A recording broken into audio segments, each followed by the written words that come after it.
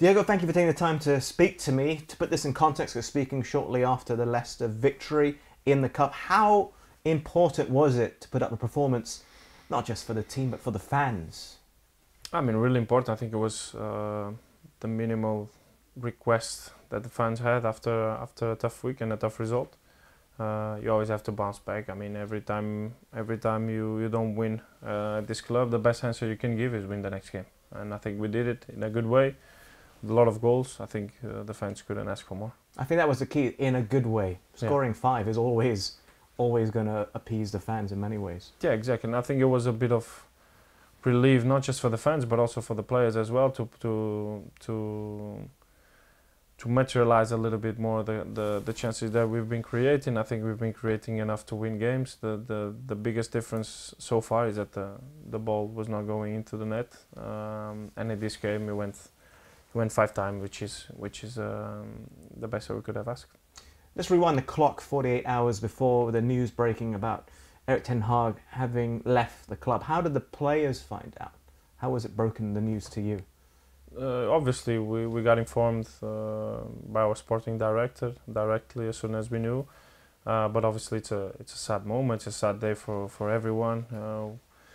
We don't like things like this to happen. So we were really sad for Erik. But overall, like I said, this is in football. It happens. We have to always constantly switch on and switch off moments, and we had to think about straight away a game that we had in 2 days. In your honest opinion, what do you think didn't go right for Erik ten Hag in his time here at the club? Obviously, results. That's when managers get sacked. It's when results are not there. But one thing I'm sure, he gave everything, and he gave everything for this club. He gave everything for the players. But this is part of football. Sometimes it works, sometimes it doesn't. It doesn't mean he's not a manager for this club. It is. He's shown that he can win trophies for this club, which we didn't win for a long time.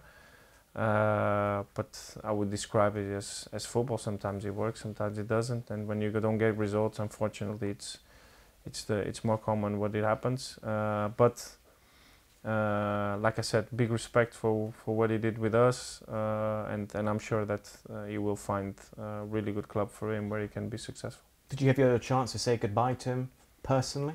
Yes, we had a chance to. I had a chance to speak to him after I got the news. So obviously thanking him for everything that he did and for the club, and wishing him all the best. Do you personally feel that United have regressed this season? No. I don't think so. I think we've got better in a lot of aspects, inside and outside the pitch. The only thing I would say is that we've been trying to do the things right every single time.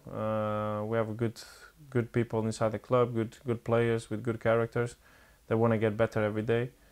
But the biggest issue for me, it's been the results, obviously, and with the ball, we know then the ball don't go in, the confidence is not the same, and when you concede a lot of goals, the confidence is not the same.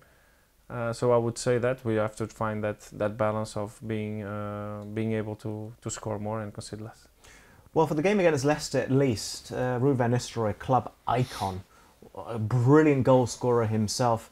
He was suited and booted, he had the polo neck on, he was looking very sharp, looking different to when he was one of the coaches here. Yeah. How did he approach the role as interim manager, apart from changing of the gloves? He was himself. You described it perfectly. He changed his outfit, but overall he was Ruud. We've been knowing him for three months now, and he's really respectful with players. He knows how to communicate with players. He played here. He knows all about this club. He knows what the fans want. He knows what are the demands to play for this club. So he just told us exactly that. To come here to give everything for these fans that deserve more than what we are giving them this season. So I think it was the perfect night to describe that. How did he motivate you?